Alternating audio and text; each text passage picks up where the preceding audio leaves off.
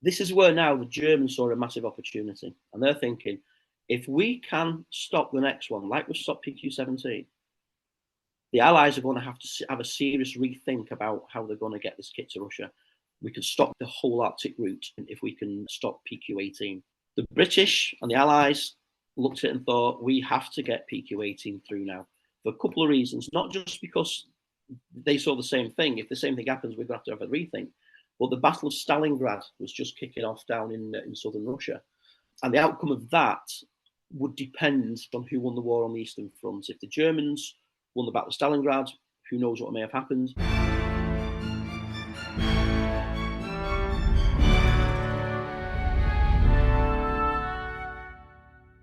Hello and welcome to the pod. Today's episode is a fascinating story of PQ-18, the Arctic convoy taking vital supplies to the Russians who were fighting the Nazis at Stalingrad. John McKay joins, historian and novelist, and he takes us through the air attacks, the freezing weather conditions and the horrors of Arctic warfare. Links are in the show notes, and do check out the 2 pictures I've posted on there, which gives an idea of what the sailors had to deal with. Plenty more history to come, including the rise of the mafia, the Mau Mau uprising in colonial Kenya, and this Wednesday, to coincide with the anniversary of the liquidation of the Krakow ghetto, Roger Moorhouse and Tim Hewitt join for the film club discussion of Schindler's List, Spielberg's 1993 masterpiece. Please do give a 5-star rating if you can. I'd be hugely grateful, but until then I'll hand you over to me talking with John McKay on the Arctic convoy.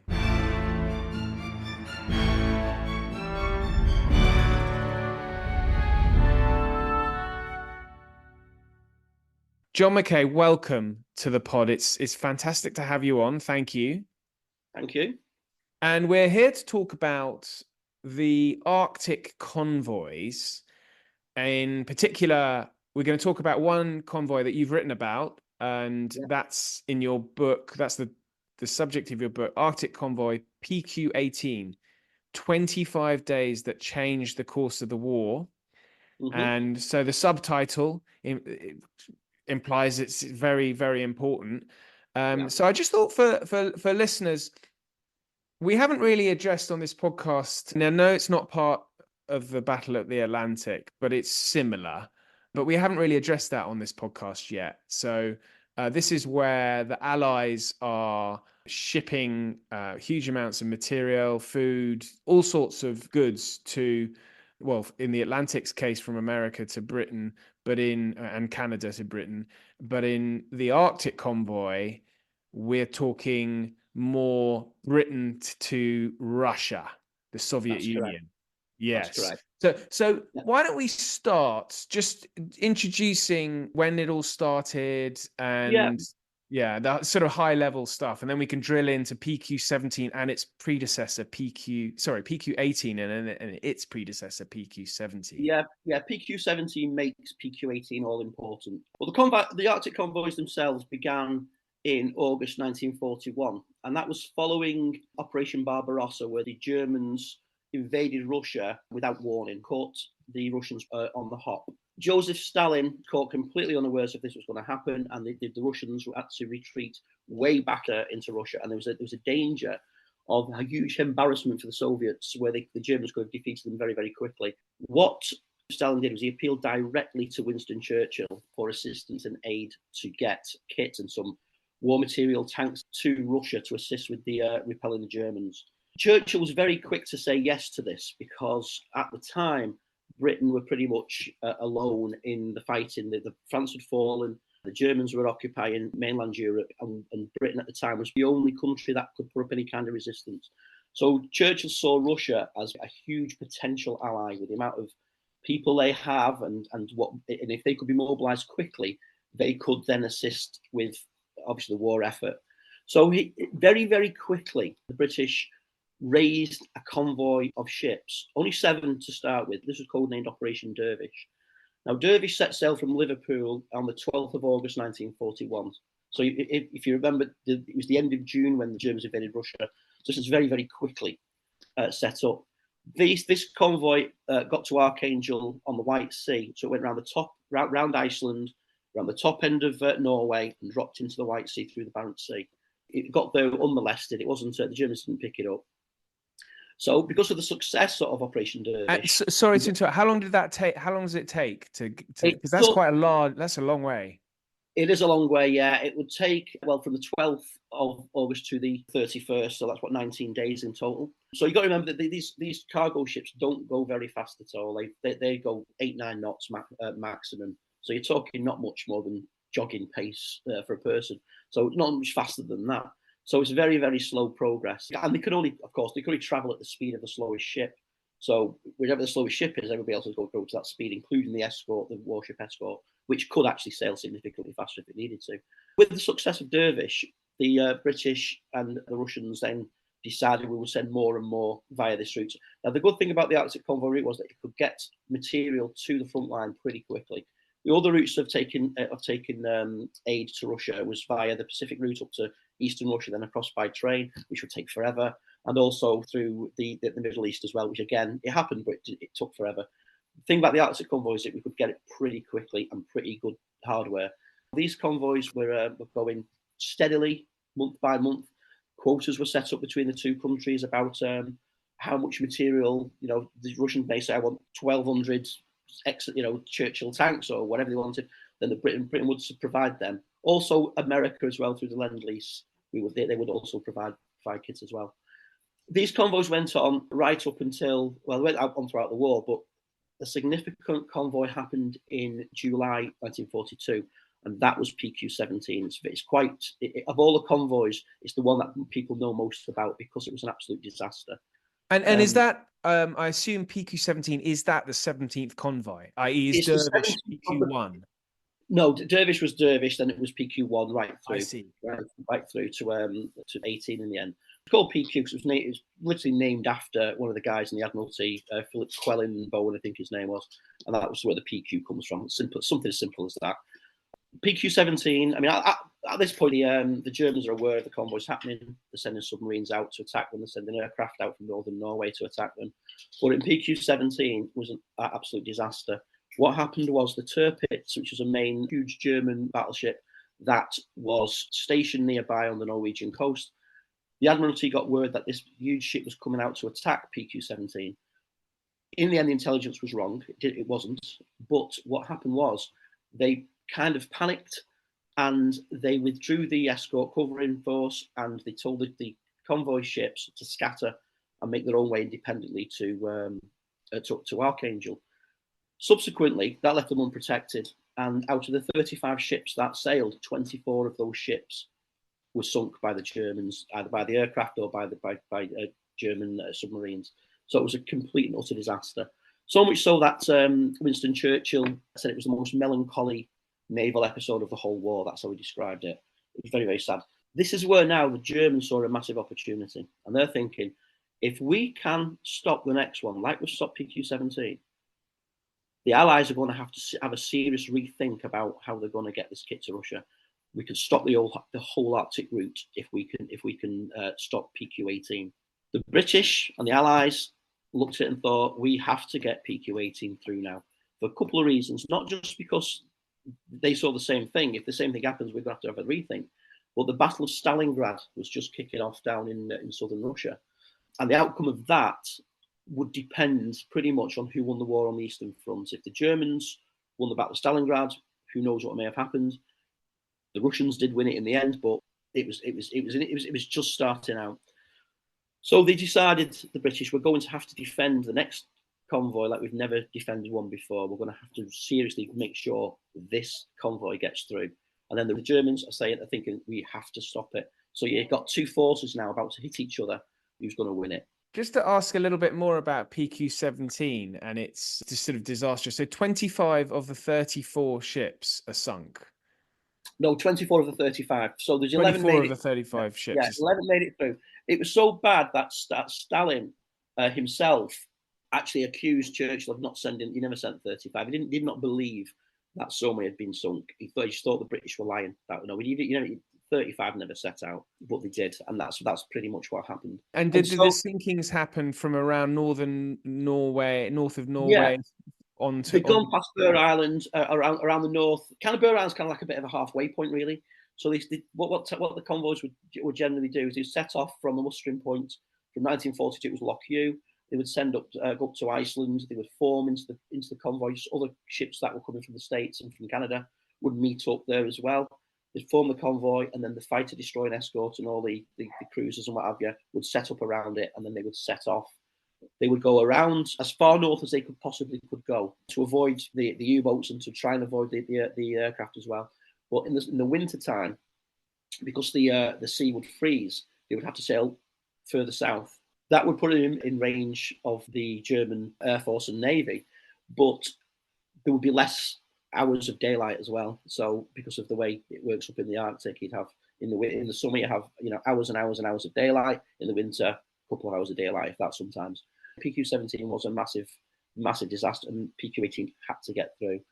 In order to defend it, the British put a lot of measures in place. We sent planes over to Russia itself, something that was called Operation Orator, under the command of Frank Hobbs. And they were sending Catalina aircraft over there that would patrol northern Norway look for German submarines, the U-boats. Oh, these are submarine busting airplanes, are they? They are, yes. And they're like reconnaissance, but they do have depth charges as well. So they see U-boats, they can attack the U-boats and try and sink them. They're huge aircraft, and I think they've got a crew of about 11, 12, something like that. And they can keep in the air for up to like 24 hours. I've seen one at Duxford quite recently, and they are quite formidable aircraft. He also sent a photographic reconnaissance unit of 4 Spitfires that could fly over a place called Altenfjord in northern Norway, where there was a lot of German warships docked, including huge cruisers of Admiral Scheer, the Admiral Schipper, and the Colne, that could potentially come out to attack a convoy if the Germans decided to do that. The Tirpitz itself was temporarily stationed at a place called Narvik, so a Catalina would fly over Narvik to make sure that wasn't on the move. And also, he would have squadrons of Hampton bombers that, if the Germans did decide to come out of port to attack, the German Navy come out of port to attack, they could then have these bombers pretty much on site to go and attack them and stop them. On the convoy itself, there was 16 destroyers around it, led by the cruiser HMS Scylla. For the very first time, a aircraft carrier was going to go pretty much the whole route. They took an aircraft carrier. That gives an indication of how important. Yeah, and on the aircraft carrier, they had 3 Swordfish aircraft, and these were like the old biplanes. They look quite World War One-ish, really. Well, they were very versatile aircraft, and they could fly around and ahead of the convoy just to search for U-boat threats. If they saw them, they could radio back, and then the destroyers would go out and attack the U-boats with depth charges. And also, they had submarines got with them. They had bespoke anti-aircraft ships with them, a dedicated rescue ship, and what we call a cam ship. And a cam ship stands for catapult armed merchant ship. So it's a merchant ship, but on the front, on the bow, is a single Sea Hurricane that can be catapulted out into the air, fly around, do its bits, and then it would have to ditch in the sea or find land because it couldn't land back on the ship. That's what the cam ships were. I can't imagine being a pilot on that. There was, I mean, to be honest, on PQ-18 as we go on, there's a particular action happens with that cam ship, and the pilot on it was what he did was unbelievable. I'll get to that as we go on, but it's a good little anecdote. So all this was all set up. They also had oilers as well, so they fueled the ships en route. They set up for want of a better phrase, a petrol station up at Spitsbergen, which is really far north in the Arctic, that some of the destroyers could break off and refuel there en route. They had cruiser covering force, a distant covering force as well, of cruisers sailing over the horizon that could be drawn upon should the Tirpitz, the Kriegsmarine, the German Navy come out and attack. So they had all these resources to hand. In total, you're talking, with the convoy ships themselves, the merchant ships themselves, over pushing 100 ships that are going out to make sure this equipment gets to Archangel and gets there. So it was and this was all organised very, very quickly. I mean, PQ-18 was always going to happen anyway, but the actual Operation Orator and all the rest, that was set up extremely quickly. And so how many merchant ships were there? There was 39. There was 40 originally. One set had to return, but there was 39 merchant ships went out. The holds crammed with explosives, tanks, ammunition, artillery pieces, aircraft that kind of like break down in crates that they could piece together when they got there. There was even a locomotive on one strapped to the deck. There was, medicines, food, everything you could think of fighting a war. Of course, we'd already sent kits over there in previous convoys, so there was ammunition, more shells and things like everything that could that could be used to fight the Germans. was on these convoys. And like I say, PQ-18 was just massively protected, and also there was massive amounts of material on the ships themselves as well. So one thing we've not really addressed is the conditions that the sailors had to go through, because we're going through some of the, I mean, you've mentioned that we're talking sort of the Arctic Circle and the temperatures and the weather. Could you talk a little bit about that? There's a wonderful photograph that we linked into a piece that you wrote for us. And I think it's a searchlight on the front of on the deck of a ship. And it doesn't look like one. It's just covered in ice. So I just please talk about what the conditions on these convoys were I mean, horrendous is probably the best adjective to use for it. Absolutely. Like I say, I knew 3 guys who were on these things, and Charlie Erswell, my good friend who's passed away a couple of years ago, he was on 8 of these convoys, and some of them really horrendous. This one, PQ-18 being one of them. The temperature would drop to minus 30 degrees. Between the normal shifts on wherever the main role was, the sailors would have to go out onto the deck, attach themselves to hawser lines with mauls and picks and all kinds, smash up the ice on the ship and throw it overboard. And the reason for that was if the ships got top heavy with the ice, it could cause them to capsize. So this was a constant battle against the elements. So it wasn't just the cold, it was the storms that would generate as well. And they'd appear from absolutely nowhere. Suddenly it'd be quite calm. Next thing you know, a minute later, the seas are ripping up, waves of 60 feet, and they're throwing the ships around. A lot of the ships as well on PQ-18, believe it or not, were brand new ships. HMS Mill, Charlie's ship being one of them, and his crew. So Charlie was in the Royal Navy then, in the escort? He was in the Royal Navy. He was in the Royal Navy, yeah. So he was on an escort destroyer. He was on the HMS Mill, and that was its maiden voyage, believe it or not. 70% of the ship's crew were brand new sailors. They'd never been to sea before. And the Scylla as well, the one that was the flagship, the cruiser. So this is all new to them. So, of course, they've never been to sea before. They've got a problem with seasickness, especially with the weather that's that bad. Charlie tells me he worked in one of the gun turrets. He was a trainer. So what he would do is he would turn the turret from side to side, and another guy would raise the gun barrels and whatever, and the other crew put the shells in and fire them. He said in the turrets there would be a metal bucket, and that was for people to throw up into because the conditions were that bad. So he'd go in there, it's like working inside a fridge or when they're under attack, and people would be vomiting into the earth. So the stage was horrendous, all the cordite coming back from the shells being fired. He said it was absolutely unbelievable. But they say the cold was immense. If anybody fell into the sea, you're looking at about probably 2 minutes. If you're not out within 2 minutes, you're a goner. And was that quite a common occurrence, man overboard?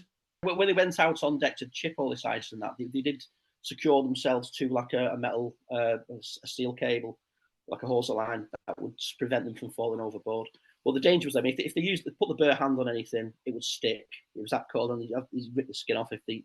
So of course they've got to go out there with all the mittens, the gloves, the faces. The eyelashes would actually freeze and drop off, causing massive irritation to their eyes.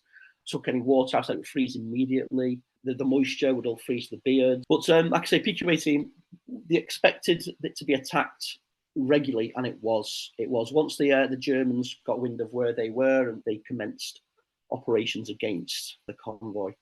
The first blood, however, went to the British. On the 12th of September, a U-boat was spotted by one of the Swordfish aircraft that was doing a patrol ahead. They sent out a destroyer, HMS Falconer, that did a depth charge run. They got it on the sonar, which was called Azadic, under Azadic, and they did a depth charge run, and they destroyed the U-boat. So first blood went to the British, but the following day, on the 13th of September, was a massively important day for the whole Arctic convoys. It's one of the most significant events happened. Very early in the morning, a U-boat spotted the convoy and decided it would fire 3 torpedoes at the ships in the hope of hitting something.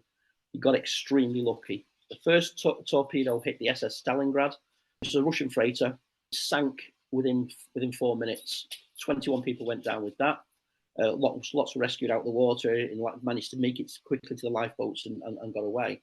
As one of the ships behind, the SS Oliver Ellsworth, was trying to avoid it, it went out into the path of one of the other torpedoes, and that was struck as well. Damaged it so much that it couldn't be saved. They managed to get everybody off apart from one person who was killed on that. And that was left to sink. So this guy in the first, just by firing 3 speculative torpedoes, sank 2 of the ships on the convoy. So that was a bad start to the day. The day was going to get worse because later on, the air bases in northern Norway, Bardufoss and Banak, the Germans, because of trying to stop PQ-18, had moved some squadrons of torpedo bombers to those air bases under the command of Werner Klumper, who was an instructor, a torpedo bomber instructor from Italy. Very highly experienced pilot, very brilliant German pilot as well. And he was commanding the air attacks on the convoy. So in that afternoon, they sent a few planes ahead. These planes drew out the Sea Hurricanes off the HMS Avenger, which was the aircraft carrier. Once they left, the planes re-landed back on the aircraft carrier to be refueled and rearmed. Now, while that was happening, 44 more torpedo bombs came up behind to conduct what they call golden comb attack. And what that is, all the planes fly as low as they can in a big long line, and they all release the torpedoes at the same time. So in effect, the torpedoes become like the teeth of the comb. And that was to do a huge spread towards the convoy. So this happened about 3 o'clock in the afternoon. So as the convoy are looking out, of course, when they see the planes, the destroyers and all the anti-aircraft guns open up. However, they released the torpedoes, and the commander of the convoy ships, the merchant ships, a guy called Eddie Bodden-Wetton, gives the order for them all to turn towards the oncoming torpedoes to reduce the target area. However, the ships in the bottom 2, or the most southerly 2 columns 9 and 10, for some strange reason, and even now we don't know exactly what happened and why this didn't happen, why this happened. They didn't comply with the order. Whether they didn't hear the klaxons, whether they didn't see the flags that went up, or get it, or what have you, they did not turn. And because they didn't turn, out of the 7 ships that were left in that column, because you remember 2 were sunk earlier that morning, 6 of them are sunk. And a further 2 ships further back in the convoy, they get hit and they sink as well. So in this one spread of torpedoes, 8 ships are sunk, on top of the 2 that sunk that morning. So that's 10 ships have gone by 3:15 in the afternoon. Of course, when these planes are coming in to do the attack, they're not unmolested. A lot of them are getting shot down because of the intense barrage that's being put up by the destroyers, by the Scylla, which is the flagship, the cruiser, and from the bespoke anti-aircraft. So there's a lot of these ships, these planes are getting hit, they're getting badly damaged, or they're crashing into the sea.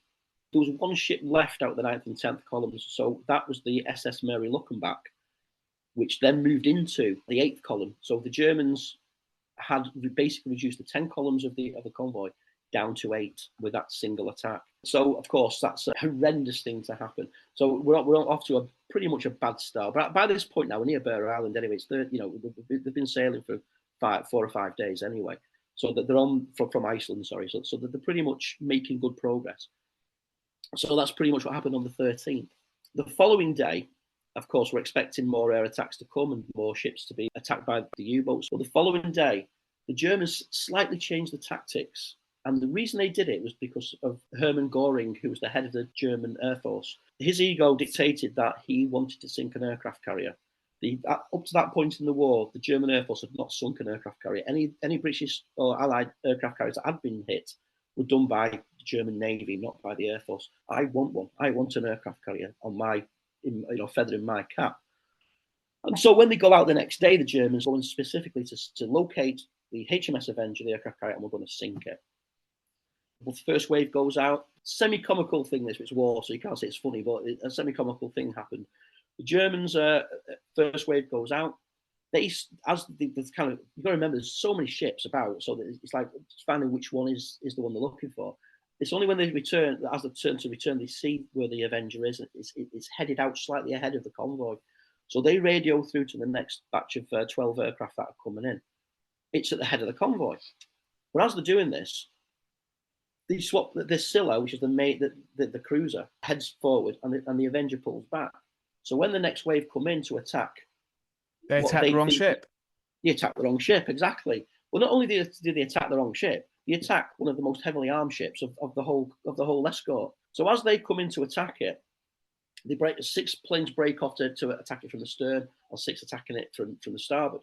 And as they're coming in to do that, of course, they open up with the anti-aircraft, and of course they're getting blattered.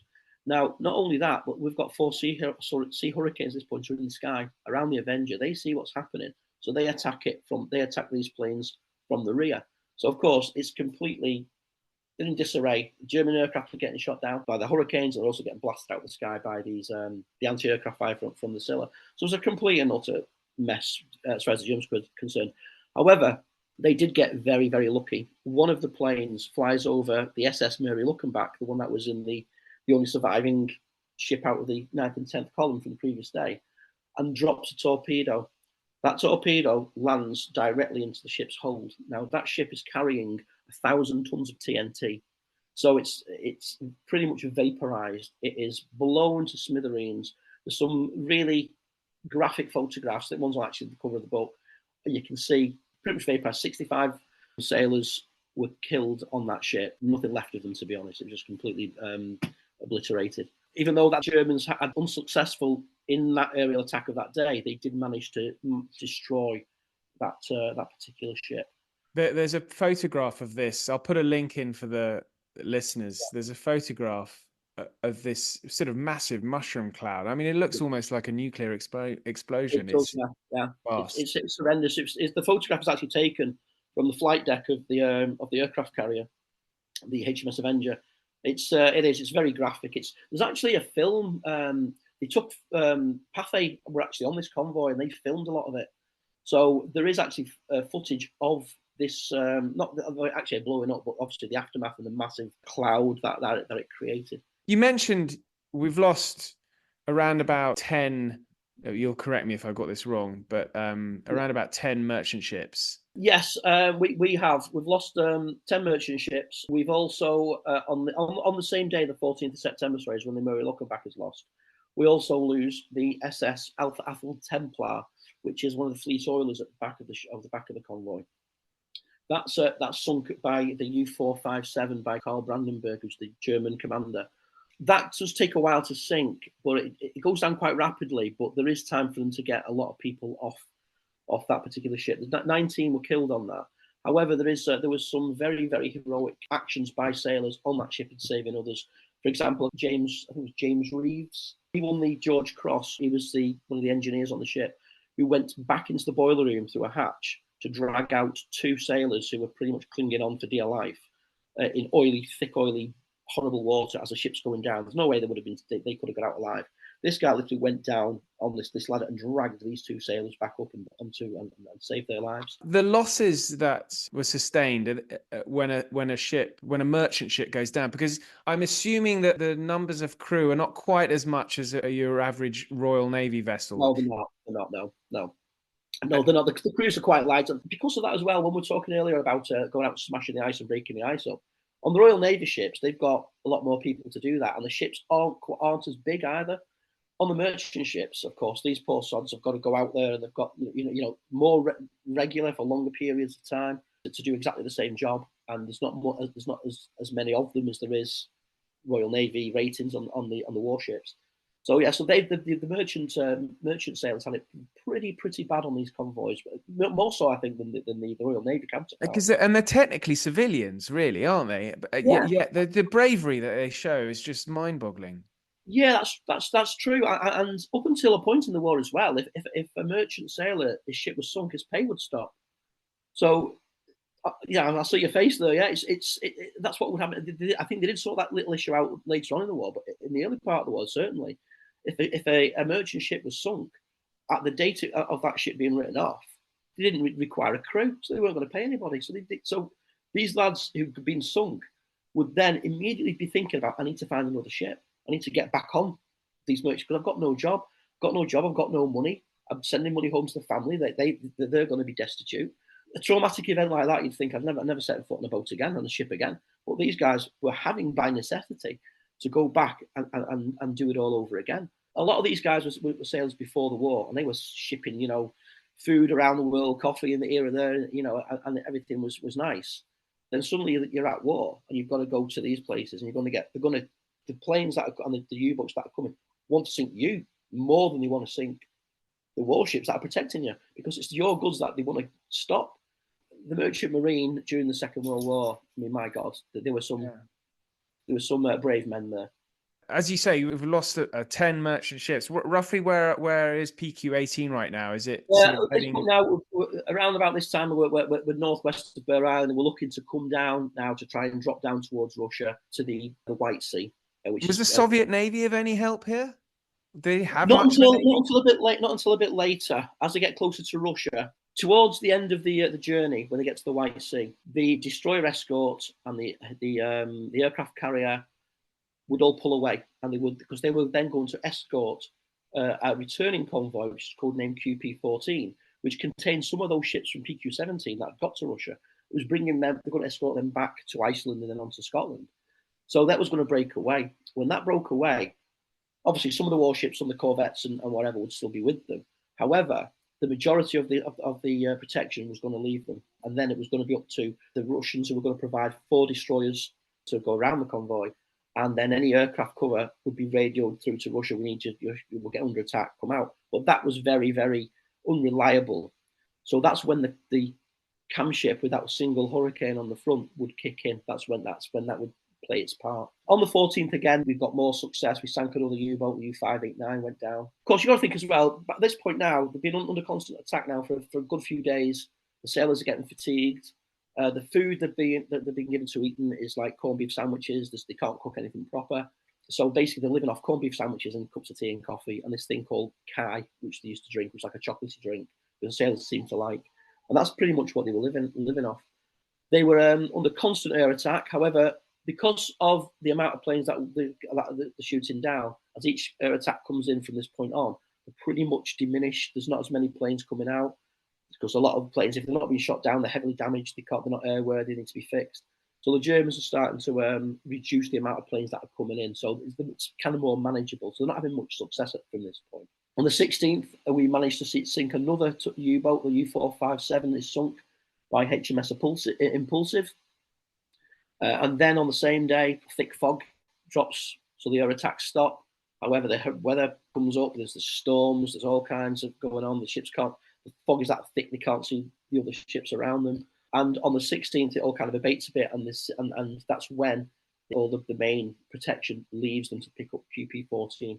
So at this point, we're approaching the White Sea now. We're getting pretty close to where we need to be. And so Commander Russell on HMS Malcolm then takes over in charge of the escorts. On the 17th and the 18th of September, we're getting very close now to where we need to be again. The final merchant ship is sunk. The SS Kentucky it comes under attack. Again, led by this Werner Klumper, he leads the attack that sinks the Kentucky. One person gets killed. It's hit and it flounders and it's lost, but it takes a good while to sink, so we can evacuate everybody off that ship. And then this is where the cam ship kicks in. So at this point now, our air cover is down to a single Hurricane on this catapult. That's all we've got left. We've got barrage balloons raised from the ships, but they don't provide much protection. And the Russian Air Force is supposed to provide more, but when they came, they were usually very after the event generally, because it took them that long to scramble and take off. So word comes through on the radar: 15 planes are coming in to attack the convoy. So at this point now, they're just inside the White Sea. So they tell this pilot, Arthur Burr, get into the Hurricane, gets catapulted off through rockets, whatever. He fires into the sky, and he's now one single Hurricane against 15 torpedo bombers coming in to conduct, hell bent on sinking. Probably the last chance they've got of stopping the convoy. He flies above the planes because they're quite low, fixates on one particular aircraft, lets rip with his machine guns, shoots down the plane, it crashes into the sea. That causes another one nearby to kind of veer off, and he loses control. And he goes into the sea as well. So he's shot down 2 and caused 1 to crash. He's knocked out 2 planes. However, when these fighter aircraft, you don't have many seconds of machine gun fire. You've got to use it sparingly. However, he's exhausted all his ammunition, so he's got no ammunition left now.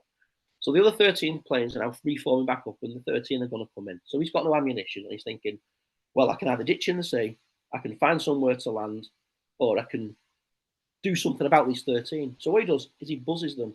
He knows he's got no ammo, but the Germans don't know he's got no ammo. So he flies at them, directly at them, forcing them to veer away. And he does this about 3 or 4 times before the Germans finally give up the ghost and say, you know what, forget this. And they go back.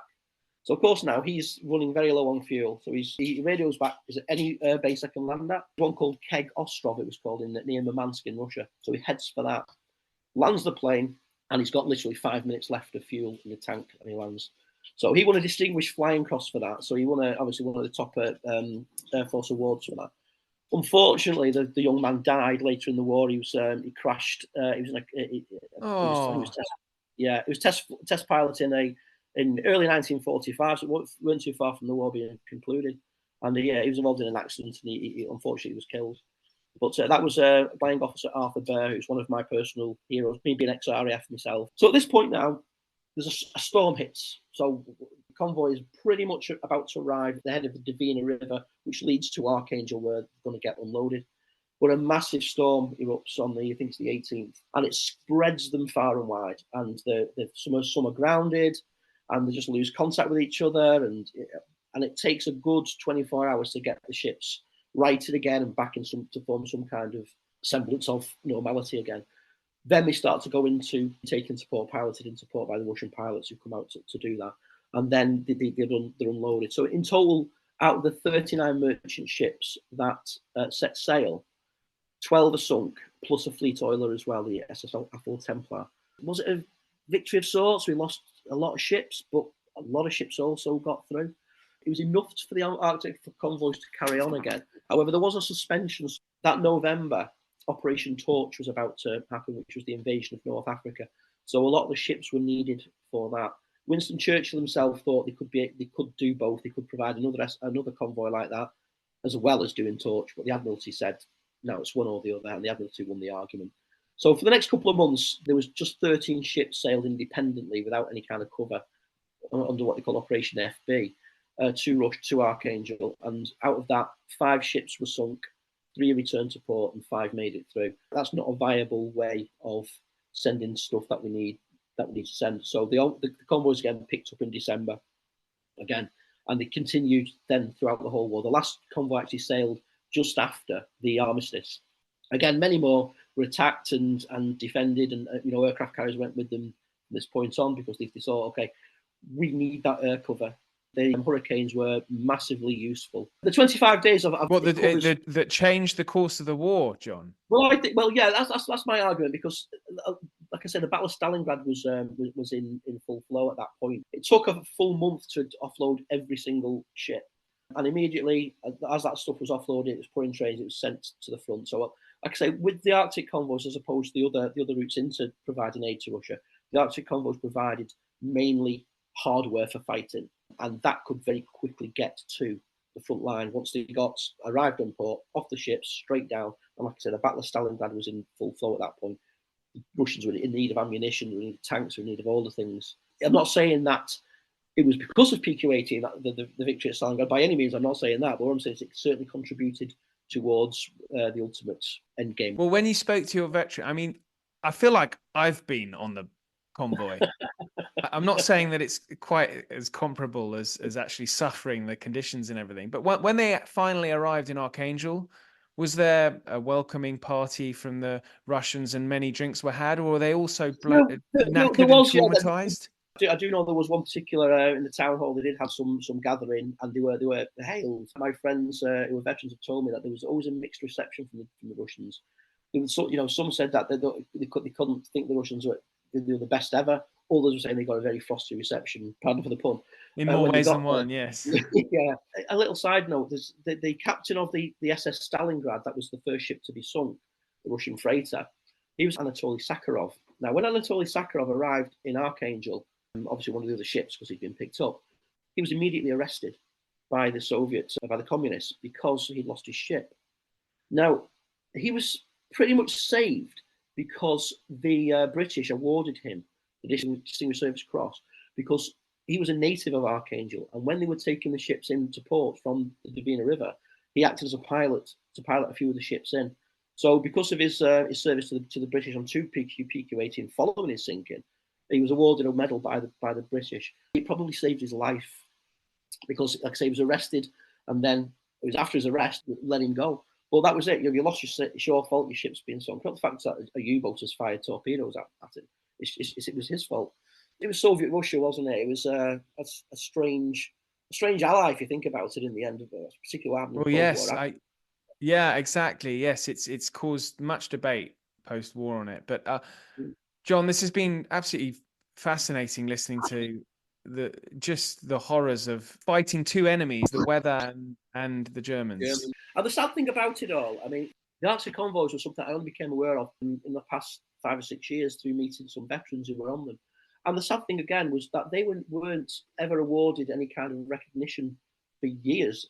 My friend Charlie at Urswell, who I say sadly passed away, when he was 80 years old, he went on a march in Whitehall with a load of veterans to try and get some form of recognition, medal, which eventually came, I think it was 2012. They were given the Arctic Star. Because they were given the Atlantic Star. And they said, well, and Charlie used to say to me, it's a different ocean.